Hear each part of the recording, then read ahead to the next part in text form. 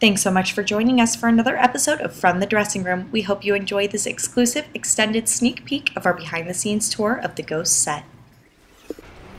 Okay, so this is backstage right. The way that our show sets up, the primary items that are located on stage right are our video world setup, our lighting setup. We do carry part of our prop setup on this side of the stage, and occasionally wigs, which it looks like they are here today on this side of the stage.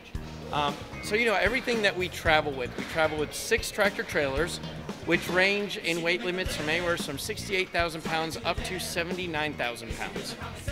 Everything that you see that we travel with comes completely with us. We have 1 trailer of props, we have 1 trailer of wardrobe and hair, we have 1 of just scenery, we have the remaining 3 comprised of lighting, video walls, video equipment, audio, pit, etc. So it's quite a bit of stuff we travel with. When this stuff travels, it all obviously is either in component parts or it travels inside boxes. We'll take a walk downstage. I can show you a little bit of it. The 2 first worlds I talked about, video world and the lighting world, are contained right here. This is video. This is lighting world behind in the booth. If you look over there, you'll see a couple of light boxes. Those are our work boxes. Anything that doesn't have its own container will fit within the work boxes. Think of it this way: each department, lighting, carpentry, electrics, hair, wardrobe, all carry their own individual work boxes that are specific to their departments. So for instance, lighting carries spare lamps, fog juice, spare component parts, but they also carry hand tools. Because obviously, if we're all trying to work on a project, we can't feed out of one source of hand tools. So every department carries things that they need to complete their job. Just so you guys kind of are aware, we are well over several miles of cable that we travel with. The trucks that these guys ride on weigh close to 79,000 pounds because of all that cable that we travel with. Okay? So you're also seeing a glimpse of some of the props. Basically, these are anything that's utilized on stage right. It may travel to another side of the stage, but it probably starts here or it ended here last night. Like I said, we have 1 trailer full of props, so you have an idea. That's roughly probably about 3 households full of furniture, to give you an idea. Let me take it around. If you'll take a moment and turn around.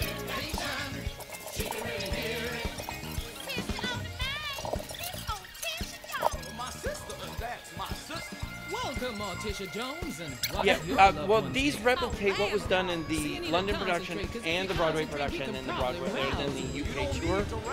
But the wall has always been a component the whole time.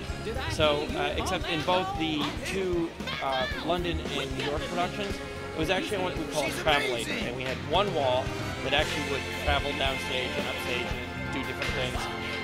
For tour purposes, something like that is very hard to travel. So we came up with 2 individual walls, which gave us an upstage and a midstage. Exactly. Actually, a very great vantage point. What you're looking at is actually almost all of the costumes in the show itself. Once again, they all travel in these work boxes, and then during the show, the local crews actually work out of them. Each of the actors is assigned a number from the very beginning. That number carries through on all of the items that they will wear during the show. And it's these local dressers who will be trained, and they will run off of track sheets to dress them. The actors are a key component in that, in making sure that they can help them through the first couple of nights to explain the amount of costumes that they have to change in and out of.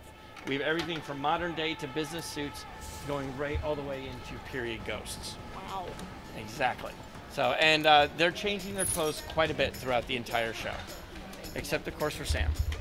Lucky him. Lucky him. Very quick abbreviated station, but this is actually where they will actually do their wig swaps during the evening. There will be a couple of mannequin heads up here that will be utilized for those changes. And then we have a person on staff plus 2 locals who do all of that. Once again, some of that is literally moments. They'll come off stage, they'll strip out of what they were just in and go right back on stage. Yeah.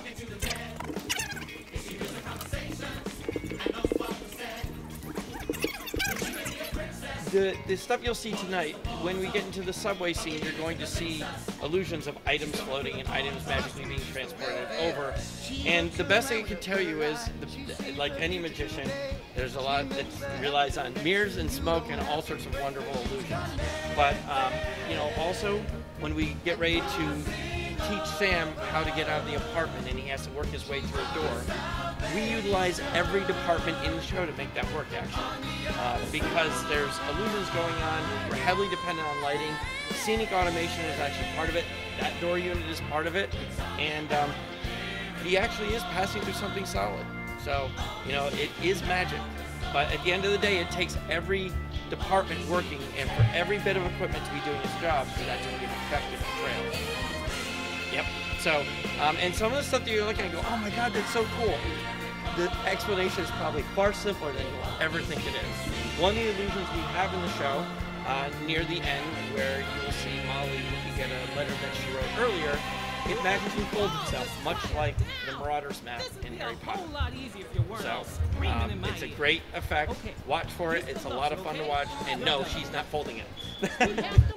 So, stage manager is responsible for giving each one of us what our job duties are, letting us know it's time to do that or whatnot. Also, when we run into a problem, it's then usually myself and the stage manager talking about, okay, this is the problem. We have X amount of time. Do we need to hold this blackout? It's all very much a team effort to make it run, particularly on this show. This show is very heavy for the stage manager, the fact that they are constantly speaking. And they have, a series of cue lights that they use, like those, which basically the locals understand that when they see that light go on there and stand by for a cue, when that light goes off, they perform the cue.